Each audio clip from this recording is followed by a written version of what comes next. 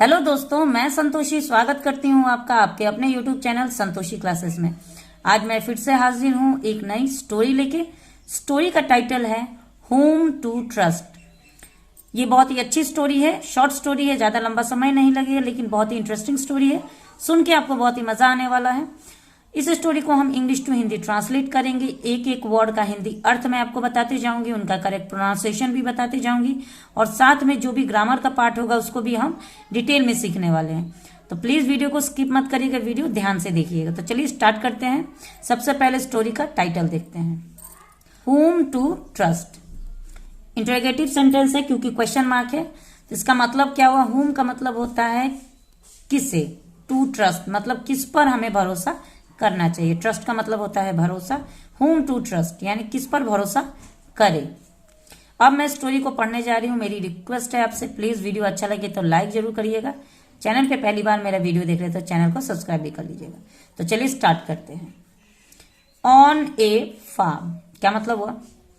Farm का मतलब होता है खेत, ऑन मतलब पर। तो एक खेत में या एक खेत पर नहीं कह सकते, एक खेत में एक क्रो यानी एक कौआ आस्क्ड ऑल एनिमल्स। तो दोस्तों ये जो वाक्य है ये पास्ट इंडेफिनिट का एफर्मेटिव वाक्य है। पास्ट इंडेफिनिट में जब भी हम कोई एफर्मेटिव वाक्य बनाते हैं वहां पे हमें वर्ब के सेकंड फॉर्म का इस्तेमाल करना पड़ता है। यहाँ पे आप देख सकते हैं आस्क्ड, आस्क का सेकंड फॉर्म है। आस्क मतलब पूछना, आस्क्ड मतलब पूछा। ऑल एनिमल्स यानी सभी जानवरों से। तो एक खेत में एक कौवे ने सभी जानवर से पूछा। क्या पूछा? How can you tell whom we can trust। ठीक है, तो देखिए हाउ कैन यू टेल मतलब तुम कैसे कह सकते हो। यू मतलब तुम, टेल का मतलब होता है कहना, हाउ मतलब कैसे, कैन मतलब सकना। तो कैसे सकते हो तुम कह, इसका पूरा अच्छी तरीके से अगर ट्रांसलेट करें तो कैसे होगा? तुम कैसे कह सकते हो whom यानी किस पर, वी कैन ट्रस्ट यानी किस पर हमें भरोसा करना चाहिए, हम किस पर भरोसा कर सकते हैं, ये तुम कैसे कह सकते हो। सभी जानवरों से एक कौवे ने ये सवाल पूछा। The horse replied. दोस्तों ये वाक्य भी पास्ट इंडेफिनिट का एफर्मेटिव वाक्य है। वर्ब के सेकंड फॉर्म का इस्तेमाल किया गया है। रिप्लाई, REPLY, रिप्लाई वर्ब का फर्स्ट फॉर्म होता है। IED, वाई के हटते ही आई बन जाता है, और ED लगाने के बाद रिप्लाइड यानी जवाब दिया। तो एक घोड़े ने जवाब दिया जो उस खेत में था, जैसे कि आप लोग इस फिगर में देख सकते हैं। आई थिंक का मतलब होता है सोचना, लेकिन यहाँ पे इस सेंटेंस में थिंक का मतलब होगा लगता है। तो यहाँ पे होगा आई थिंक मतलब मुझे लगता है।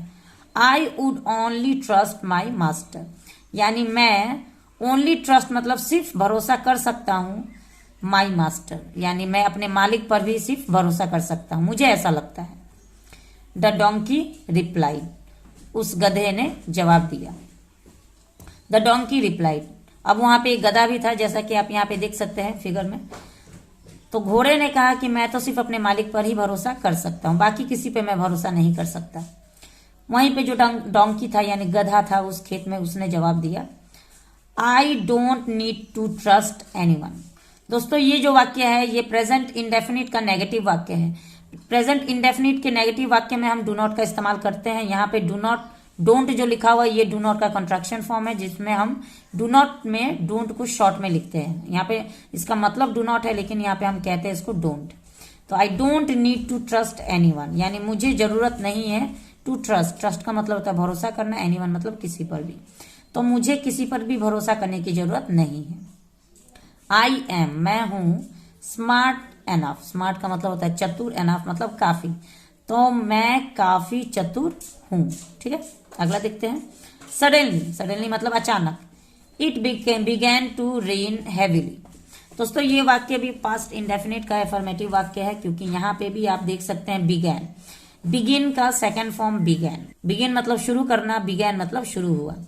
तो सडनली मतलब अचानक। इट बिगैन टू रेन का मतलब होता है बारिश होने लगी। हैवीली मतलब बहुत ही तेज बारिश अचानक होने लगी। द हॉर्स मास्टर, यहाँ पे हॉर्स के बाद एपोस्ट्रोफी एस का इस्तेमाल किया गया है। इसका मतलब होता है का के की।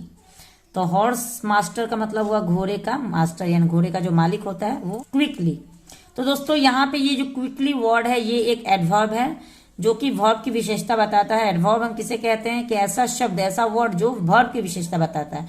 अब वर्ब क्या है? खाना पीना, सोना, उठना, नहाना, खेलना, कूदना, ये सब वर्ब है। जो भी काम हम करते हैं उसको हम वर्ब कहते हैं।